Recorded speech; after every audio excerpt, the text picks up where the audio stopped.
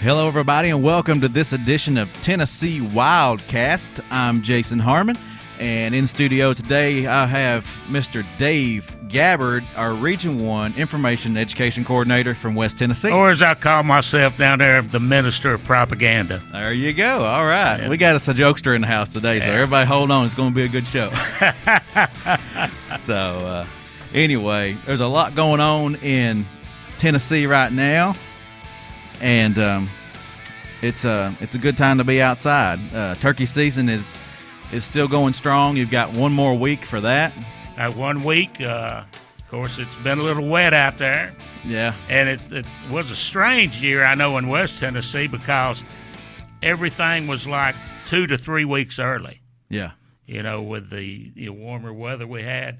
And it was almost strange. It was like we never had a winter this year. The birds were gobbling early. They were gobbling early. I haven't seen many at my house here lately. I've seen more before the season started than I have now. But. It was, and most of the turkey hunters that I know are still out there that, they've killed birds, but maybe trying to get that, last bird for their bag limit. Mm-hmm.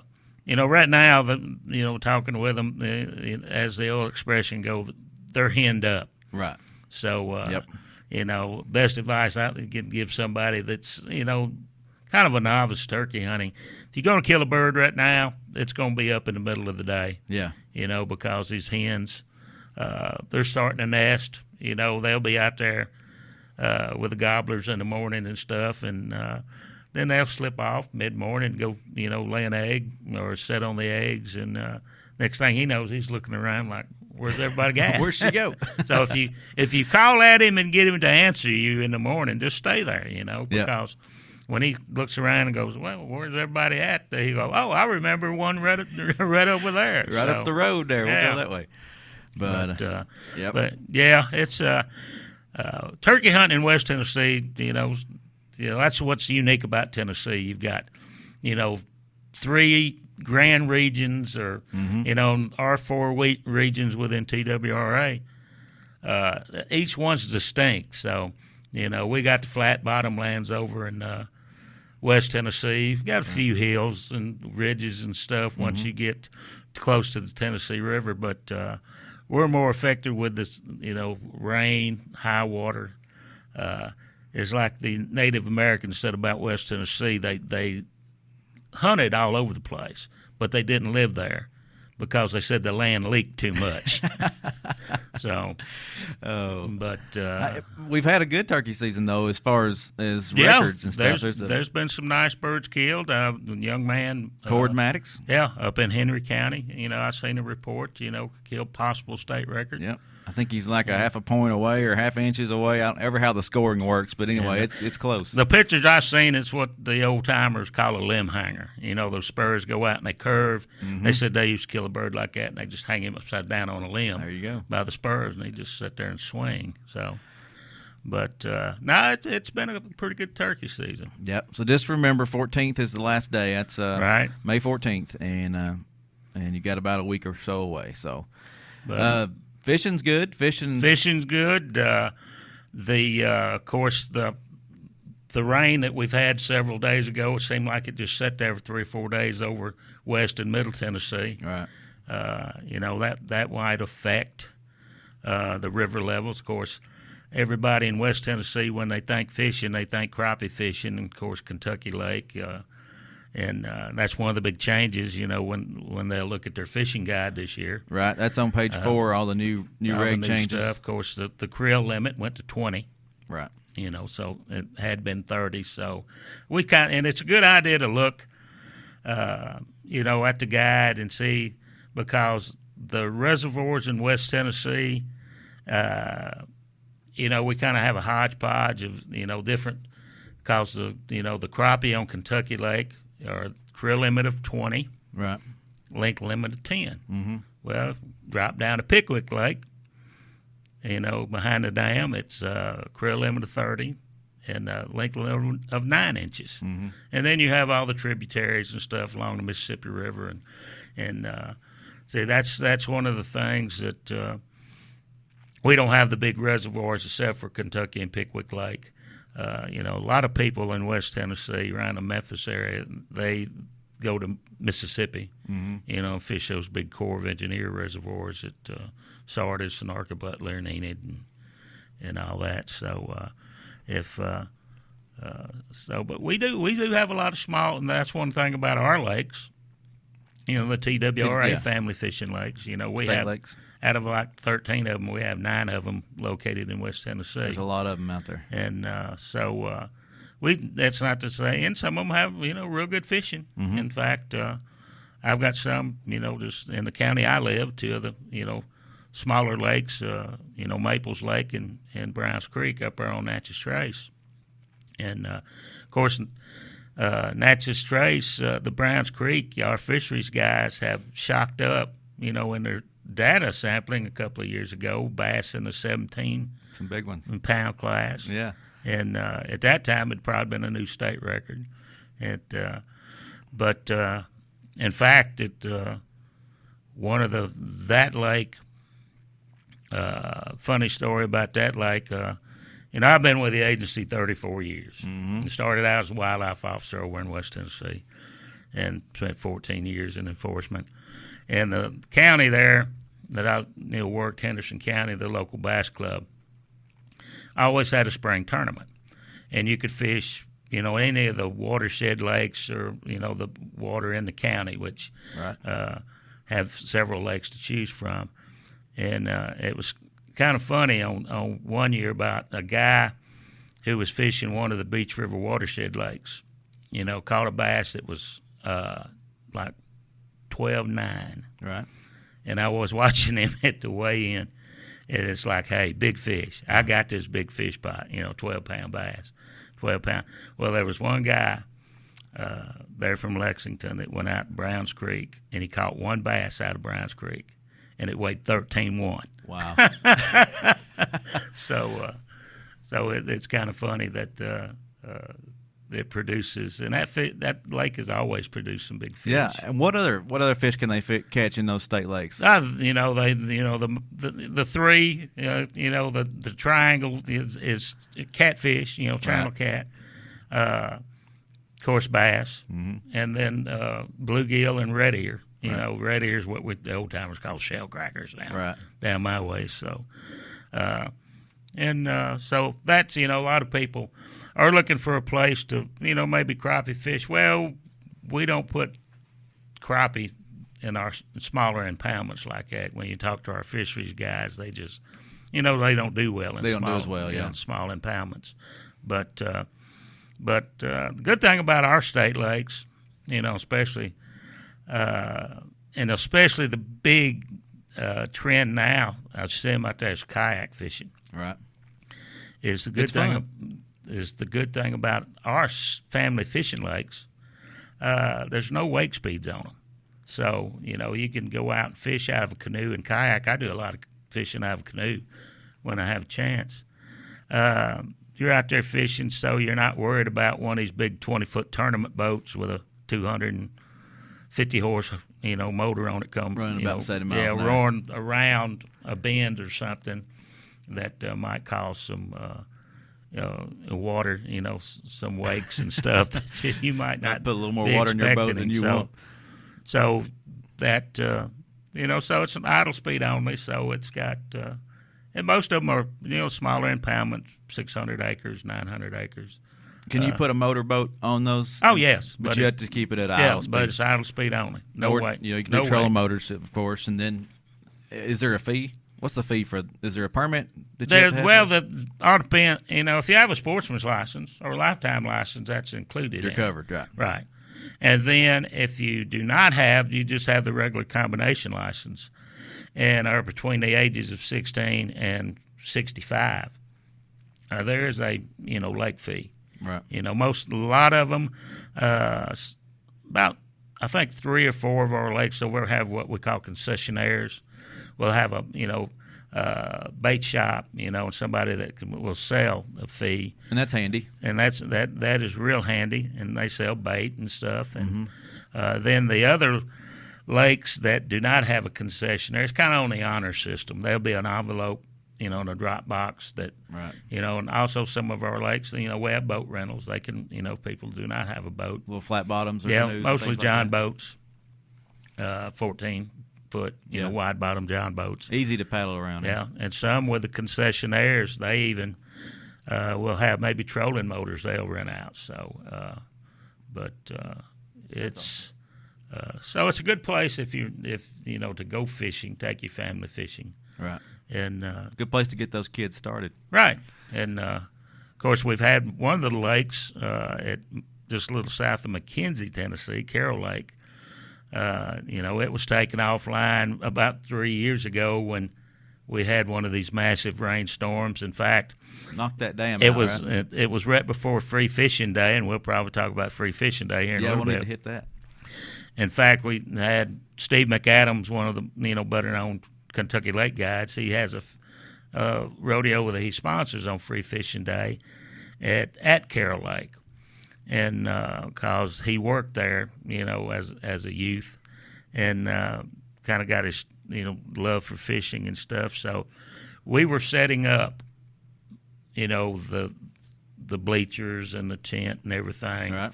It was like it was either Thursday or Friday. I think it was a Thursday. And storm come up, and it dropped. It was either between 11 and 14 inches of rain Wow. in a span of about 4 hours.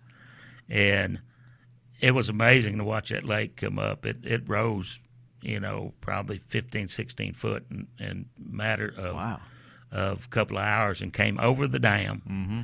And of course, this lake was built back in the 40s, Right.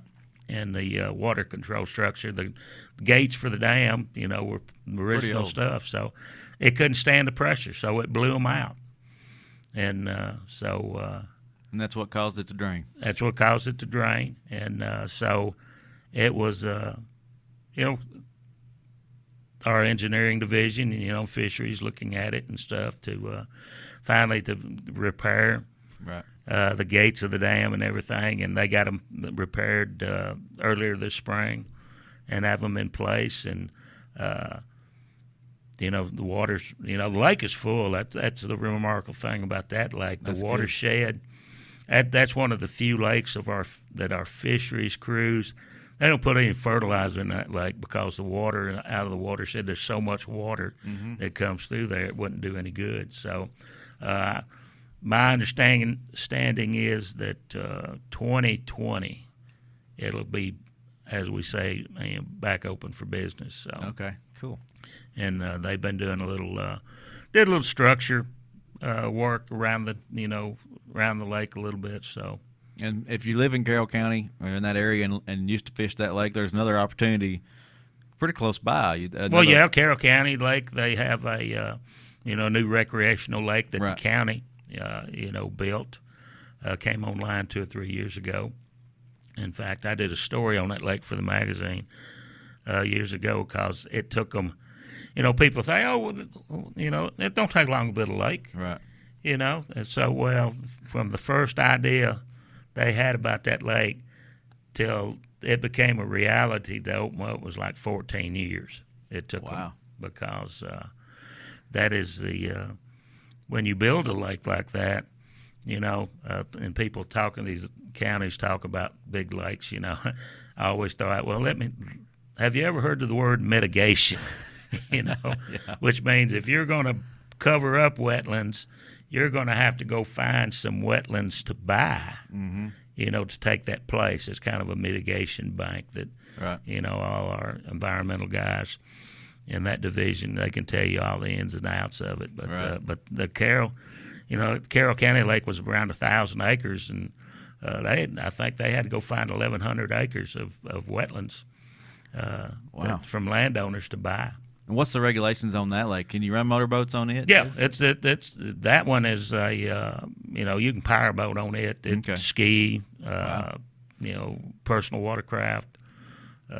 So it's a big recreational lake. Awesome. So let's move on. We got a few more things we want to hit before time runs out, and So just remember Free Fishing Day. That's coming up on June 10th. June 10th, our way, and they can go to our website, Right, the agency website, TWRA.org. and look, all the events across Tennessee's listed. Be listed there. And I know down our way, we'll have 25, 26 fishing rodeos for the kids. Easy to find a good spot to go. That day. Stock catfish most of the time in those areas.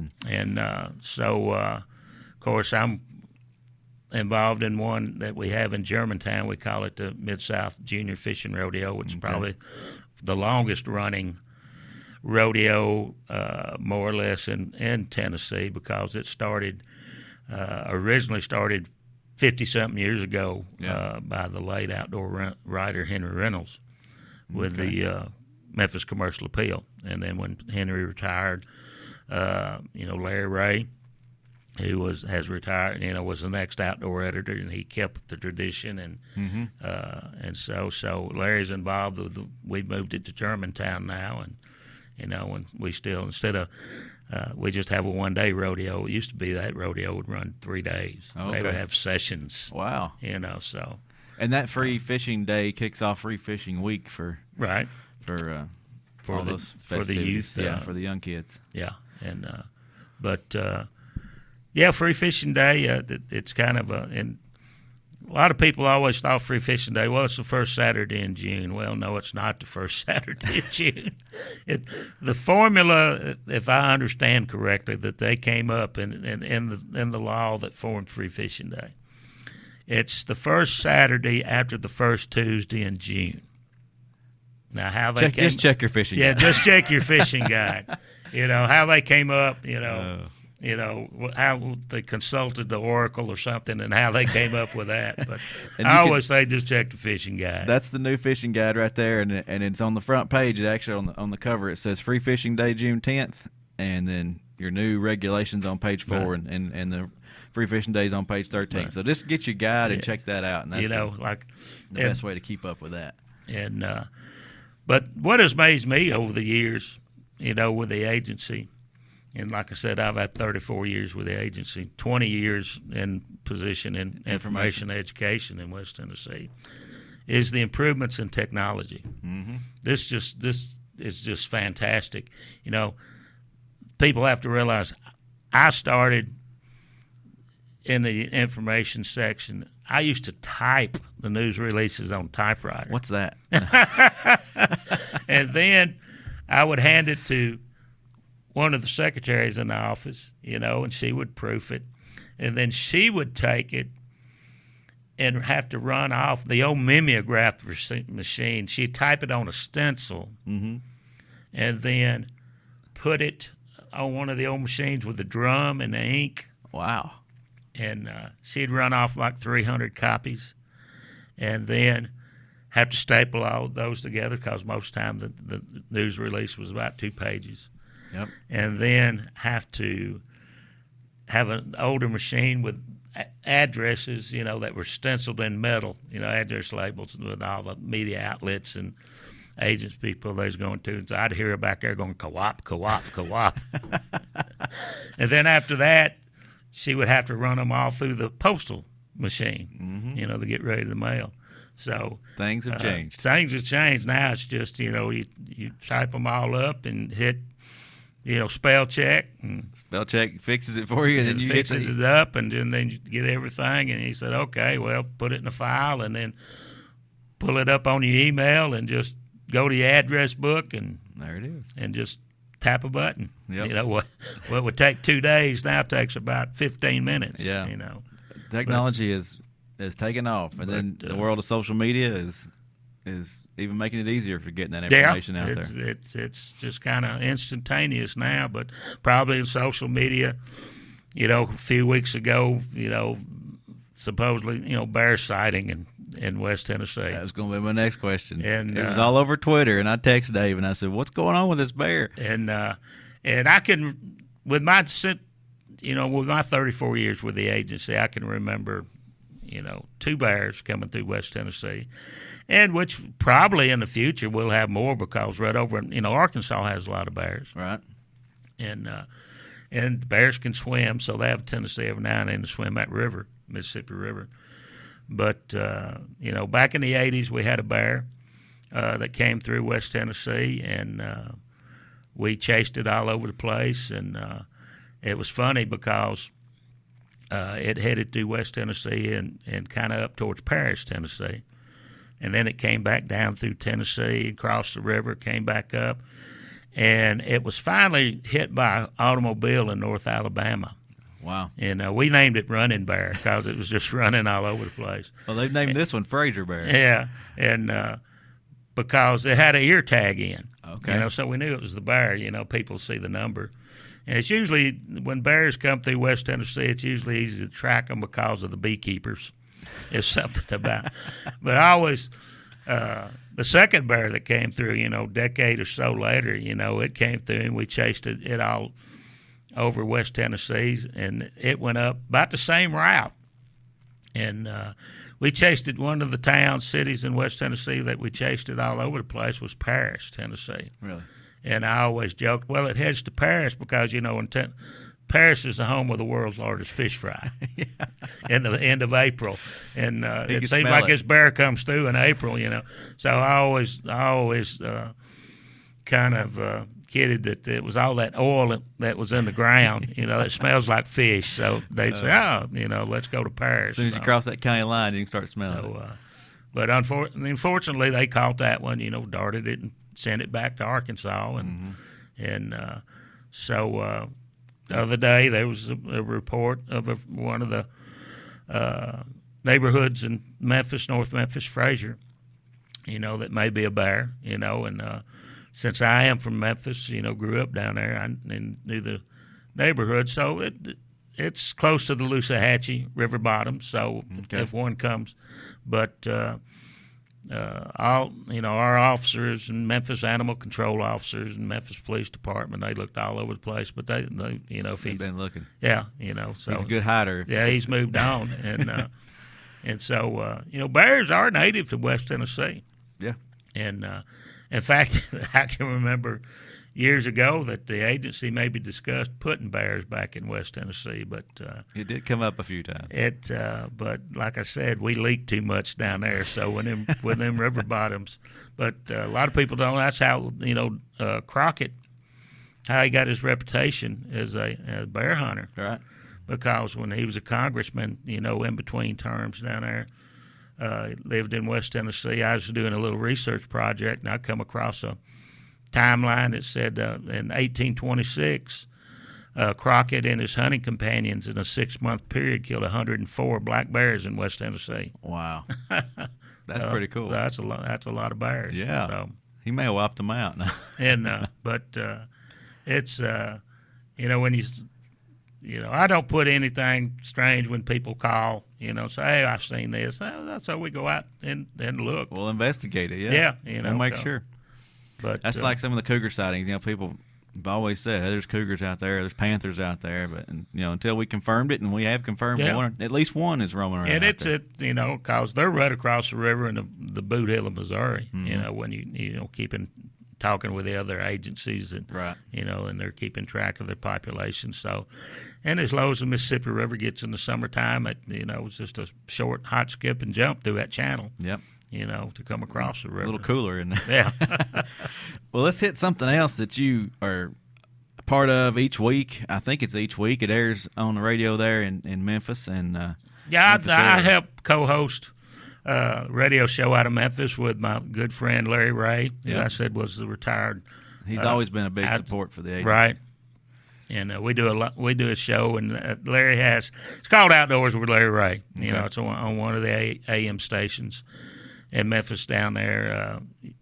It's the old WMC 79, or now it's ESP 79, and it's AM. We still, and believe it or not, there is still AM out there. Oh yeah, I listen to it every now and again. And so we have a lot of interesting guests, through Larry's contacts, through the outdoor and outdoor media. We've had everybody from Kim Rhodey, Olympic champion, come on, and it's, you never know who he's got lined up, and I use a lot of the agency folks. Right. We talk a lot of the wildlife and stuff. So, you never know what we're going to discuss down there. What's some of the big stories y'all been talking about here lately? What's going to be coming up on some of the shows? Probably, they cover a lot of the Bassmasters, tournaments and stuff, and he will have guests on with the latest outdoor type equipment that may be coming out. And there's always something new there. Of course, we'll be talking Free Fishing Day. We talk everything from shooting sports to fishing to hunting. And, one of the things about this, usually on the opening day of muzzleloading season and the opening day of turkey season, we will let Larry go to the woods. He will report from the woods. Okay. We call that our whispering show. That's cool. Because he'll call in and he's talking about and usually me and another one of the co-hosts, Gene Smith, one of our longtime hunter education gurus out of Memphis, who's in the studio with me. So we're letting Larry call in. He cool. wants to take a turkey or a deer while he's on the radio, because he usually has somebody with him in the blind, and so it's has it happened yet? Not yet, because it's kind of daylight saving time always gets him because usually the muzzleloading season, daylight saving time doesn't start till the next weekend or the day after, and so that show airs from 6 to 7:30 in the morning. So it's not light enough, right? So he's really out there whispering in the dark. We give him.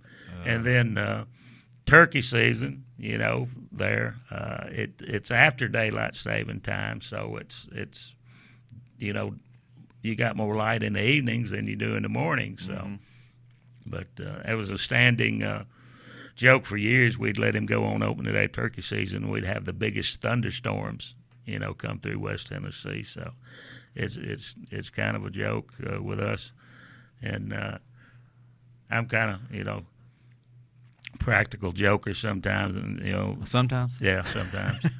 And I said, if I could get away with it on that show, like muzzleloading season or turkey season when he's sitting in the blind, I would hire somebody in a Yeti costume, to cross out in front of it about 100 yards, so just to get his reaction while he's on the air. But that's funny. But it's kind of a I think Larry's show's been on for over a decade. I forget, and I've been part of it, for at least a decade. So. Yeah, I know some folks from here have been on the show some. I know Don King's been on the show some, and Betsy from Boating Division. But we really appreciate him, him having you on there each week and co-hosting, and then having other guests come in, talk about what the agency's doing, and remind them again where they can listen. What station is it? What's the time? It airs from 6 o'clock to 7:30 on Saturday mornings. Okay. On ESPN 790. Okay. It's the old WMC 79 AM channel. How far does that reach? It goes more north and south. Okay. We'll have people will call in sometimes all the way down into middle Mississippi to all the way in Missouri. Wow. And that's cool. The way that signal goes, it's more and all throughout West Tennessee. Up the Mississippi River Valley, we'll get a lot of people, calling in, because when I'm there, it's like, hey, you got a question, run it by me. I'll tell you something. Right. Whether you like it or not. Yeah. Well, we're going to run out of time here. I was going to ask you. That's what you get to talking and doing something. And some people say, well, how can you talk for 30 minutes? Hey, it's pretty easy. We didn't even get down to all the points on our list here, so we'll have to have you back and talk some more. Oh, yeah. I got the face for radio. I don't know about these WildCasts, though. But, well, Tennessee WildCast can be listened to and watched, so we'll have to get you some makeup next time. Okay, yeah. I tell you what, folks, thanks for watching. Thanks for listening. TNWildlife.org is the best way to find us. You can listen and watch right there all the time. All the past shows are out there. And please continue to follow our social media. Facebook, Twitter, Instagram, we're out there trying to get the information out to you. Thanks, Dave, for being on. Oh, I enjoyed it.